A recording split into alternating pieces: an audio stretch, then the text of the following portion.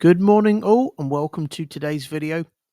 So today I have just the two pairs on watch, and those are CAD yen and Kiwi yen. We've seen a lot of big moves this week. There's been a lot of economic data releases and we've seen a lot of just erratic price action, really. Not really anything for us to be able to get involved in by way of entries. But that's fine. The market's been doing that a lot for the last year and a half, and it's not for us to FOMO into positions. It's for as we're seeing now, just lots of volatility, lots of fear in the market, lots of erratic price action. So I'm just going to let the price do its thing. If it just starts messing around and we see lots of volatility like we did yesterday, then I'm just going to leave it alone. I'm not going to try and FOMO into just fear-based moves. Okay, I'm going to wait for my entries to shape up and then execute accordingly. So CAD yen on the higher time frames, we're probably going to have a lot of alerts going off during this video, as was the case yesterday, but I shall work through it. So on the higher time frames, we have this move down. We have the move down there, but we have a very wide correction relative to the move down which has preceded it, and that's always a factor in my thinking, because when we get that, these wide corrections can often give us what becomes an M style pattern, such as this. Okay, where we have this kind of M style pattern which moves to the upside. Okay, so that's a factor in my thinking, and that perhaps explains, we just take that off of the charts, that perhaps explains why we have this high here, a near miss to the high, this middle section within the structure, why we push up, break the high, push down, get the continuation pattern which would typically move to the downside, but we don't commit, we end up moving to the upside. Likely because of how voluminous this has become relative to the move down which has preceded it. Okay, so that's a factor in my thinking. What happens at this point? We then tap into this high. Okay, we tap into it by way of a reversal structure. Okay, we have the move up, the middle section, we break the high, not quite by that much, I don't know what happened there, and then we start moving to the downside. But once again, this is why we trade patterns, because they often repeat themselves. Price comes all the way back up. Okay, we've seen erratic price action for some time now across the board, so this is not a surprise to me. We then come back up and break the high, and I'm just seeing this at this moment in time, okay, as an impulse correction continuation, where the impulses would be of a similar length. So I'm not surprised that the market is stalled in this area, because if we just measure that, obviously it started from the same point, so it's bound to finish by about the same point. So that is a completed move, but not always does a completed move mean that price is just going to move to the downside. What could happen, especially as we've come from such a large impulse up, and because of the thing that the M style pattern that I just mentioned on the higher time frames, there was always the chance that this could be just a bull flag to push higher to those higher time frame targets. Okay, I'm not seeing that at this moment in time, but that's always a possibility. So this is where we don't always need to know what's going to happen next to make money. You might be thinking, well, you just said that it could go long, so why would you be getting short? Well, this is why we wait for specific entry criteria. We don't need to know whether, even if the market does go short, whether it's going to come down to here, or whether it's going to come down to here or here, so long as this is where people go wrong in trading. Okay, people are trying to be right. Okay, usually men, surprise, surprise. But people are trying to be right, whereas I'm not trying to be right. I'm trying to ask myself, can I get involved in a trade in a way which allows me to get my risk off of the table safely and potentially make some profit before price reaches the next notable inflection point? Because if I can, then I can get the risk off the table, potentially bank some profit, and then even if I'm wrong and the market reverses from the next inflection point, or the one after that, or the one after that, then I make profit. Okay, even if my higher time frame forecasting is wrong on every occasion. And if you say that to most people, it would blow their minds, that theory. But that's what the professionals are doing, not what the amateurs are doing, which is just trying to be right all the time in many cases. So what I was looking for yesterday is the same thing that I'll be looking for today. And literally just before I started this video, my alert triggered. I'm waiting for a breakdown below here, and a correction afterwards. Okay, the reason I'm waiting for a correction afterwards is because if I was to just get short here, like now, if I'd have just set a stop order and allowed price to tag me in, what could easily happen is price retraces. We end up with something like that. We tap into, let's say, there, and then we move to the upside, and then this is just a bull flag to push higher. Okay, and that taps into there. Okay, so we have a 1, 2, 3 taps into that and then pushes higher. So what the reason we wait for the correction afterwards is to confirm that that's not going to happen, because if we get the correction afterwards, then that is likely the banks and the bigger players stacking their orders. They don't get triggered into trades the same way as you and I, because if they trade in such large accounts that in many instances, if they tried to just, put a whole bunch of orders at one particular price, they wouldn't get filled. Not all of their orders would be filled at that price because of the amount of contracts that they would be asking for. So what they do is they stack them, okay, at different prices, and essentially cause a domino effect. Okay, they let the price. They stack so many orders at a certain price, so many at the next price. They don't just stack them all at one price because they wouldn't necessarily all get filled. So this would likely be the banks and the bigger players stacking their orders for the next wave to the downside. And when we are retesting, so I said this yesterday, previously I was looking for a 2-touch flag under here, but when we are retesting something which could potentially be the base of a bull flag to push higher like that, then what I do specifically is I wait for a 3-touch, because that mitigates the chance of me being tagged in and tagged out unnecessarily. Okay, so I'll be looking for a 3-touch, as I've said here, a 1-hour impulse down below our most recent low, which would be these lows here. And if we get a 3-touch 15-minute continuation, so the impulse obviously hasn't closed yet, I will be looking to see how this closes in about 3 minutes time. And if we close down here in 3 minutes time, then I'll be looking for a 3-touch 15-minute continuation, so that would be 6 to 8 corrective 15-minute candles. And then what I would do, if we got those 6 to 8 corrective 15-minute candles, I would drop down to the 5-minute chart to see if the 15-minute consolidation was structured. Okay, the first thing I would do, just to touch on it, is I would set a reduced risk entry on the break of the 6 to 8 corrective 15-minute candles. Then I would drop down to the 5-minute chart to see if the 15-minute consolidation was structured. And if it was, then what I would do is I would look for the risk entry within it. So that would be where we look for an entry within the flag. And if I managed to get one, so if we tagged the highs and rejected, then I would cancel the original order down there and then just let this order trigger me in, okay? Because the risk to reward is, as you can see, usually greater on that one. Okay, if we didn't get that, or I missed that entry, I would just let this one trigger me in. And that would give me down to the first inflection point. I'm not bothered about this. This was not a sharp move, and it didn't really respond with any great impulsivity from that area. The first target that I'd be interested in would be this sharp move here, which, as I said yesterday, just so happens to be the retest of this high here, which was also a sharp move. So that would be a solid first target. And I would have something in the region of 3.5% to work with if price stalled in that area. Okay. And then the first, where I would be looking to get out would be here, this target here. And I would measure from range to range. So from range to range, I mean from the start of this range here.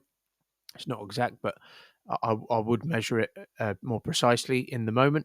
I would set a take profit at the 90% rule, where the 90% mark, where price tends to pull back quite aggressively and can pull back about 50% of the move, even if it continues in the direction we forecasted. And then that would give me something in the region of 9.5 to 10%, and I would trail my stop loss simultaneously. Okay, so that is CAD Yen. So in a moment after this video, I'm going to set an alert so you can see we've closed under here now. What I'm going to do is, after this video, I'm going to set a Google Calendar reminder, which is something that I do. Okay, because we don't always know where where or how the flag is going to form once we've had the impulse down. But what I will do is I'm going to set a Google Calendar reminder to remind me to check CAD yen in an hour and a half's time. Okay, or in an hour's time actually, because for 6 to 8 corrective 15-minute candles to form, obviously if you do the maths, 6 15-minute candles would be 1 hour. Is that right? Yeah, 1 hour. 15, 30, 45. No, that would be an hour and a half. So what I would do is I would check this in an hour's time just to see how this flag was forming and if it looked, and then depending on how it's forming, I will set another Google Calendar reminder. Uh, it's difficult to explain this fully, but you start to be able to see whether a flag looks, how long it's likely to take to shape up once you start to see it form. But so I would set that Google Calendar reminder, and then if the entry shapes up or it looks like it's shaping up, I'd be ready for that. And then if it looks like it needs more time, I'll just set another reminder to remind me to check it. You can see here, it'll be interesting if this just breaks above like that. Okay, if we just break back above, then I will just take this pair off of watch, because that would confirm to me that we're not going to get this consolidation afterwards to move to the downside. That if we break back into the flag like that and do so sharply, that is likely something like that bull flag that I was talking about. Okay, so we shall see. We're letting the market show its hand. So Kiwi yen. Okay, Kiwi yen. So on the higher time frames, which is partly why this is lower down on the list, you can see that we have a series of near misses. So we have a high here, which near misses to this high. Okay, this is something I've noticed, is that when my entries are close to shaping up, Oanda, who never log me out ever, start logging me out. So I've noticed that for several years now. Not a conspiracy theorist myself, but I've noticed that happens a hell of a lot. Okay, so we have this high here, which broke through all of these lows here. Okay, so there was enough of an exchange of liquidity here to cause price to smash through all of these lows, suggesting that that might be a high area of value. Okay, and you can see here, if we just zoom in, you can see we broke above, caught people the wrong side of the market and pushed to the downside. If we just zoom in on the weekly, we had that very bearish weekly retrace there. And you can see now that we've kind of have the start of this impulse correction continuation. Now, what I'm seeing at this moment in time is that this is potentially an impulse correction continuation to push down to these areas, to then push up to break this high, which would give us this structure. Of course, price just might just blast through, but if we got something like that, then this would give us this middle section, which we typically see. And then if we rejected from those areas, that would give us a parallel structure to come back up to break that higher time frame high, for then potentially that move to the downside from there. Okay, but again, it doesn't matter whether we're right or wrong about this higher time frame thesis, so long as we can get our risk off the table. In the meantime, even if price does reject from these areas, then there's profit to be made. Okay, you can see that. Look at yesterday's daily close. Look how bearish this is. And when I say bearish, I'm not just talking about the body of the candle. I'm talking about this big wick above it. Typically speaking, that is, price being a liquidity grab, if you want to call it that. I don't like to use that word because it implies stop hunting and all these other silly conspiracy theories. But when you have a big wick above and a big bearish body below, that implies these are not candles which you typically see, especially when they've rejected from an area of value. They don't just typically just do that. That's just very uncommon. That can happen, as you can see here, in the case of these candles which don't have much wick below them. If we're moving to the upside, these can retrace just as fast as you see here. But when you see a candle like that with a big wick above it, if we're looking to get short, they don't just typically retrace. Okay, and if we just analyze the structure, so what has actually happened here? So initially, I was a bit more reticent about this because of how wide this whole correction had become relative to the move down that had preceded it, and reticent because of the fact that we'd started with a kind of a correction, a running channel, which was quite large relative to the initial impulse down. Usually we would see the tighter flags into the slightly larger flags. Okay, we'd see the tighter flags earlier in the run, not usually ones this large. But then price plummeted to the downside, left a bit of a footprint there, which I was under the impression that this would likely be. This is kind of the start of all of this. Okay, all of this correction starts here. So I'm not surprised that we kind of near missed to that area, come back up. These people got trapped into the sell too early. They all got washed out. And then we see that impulse correction continuation. Okay, so once we were trading below here, it was likely the case that it was all systems go for a move to the downside. However, I wasn't interested in trading. Once again, there was an entry here, but you would have had to have been awake in the Asian session. I said that typically speaking, the majority of the entries that I look for shape up during the Asian session, and that was the case when I was newer to trading, when I was demo trading for about a year and a half. Almost all of the entries used to shape up in the Asian session. So I may at some point switch my trading in the Asian session, but that would require me to be asleep during the day, and I'm not really interested in wrecking my psychology and being up when it's dark all the time.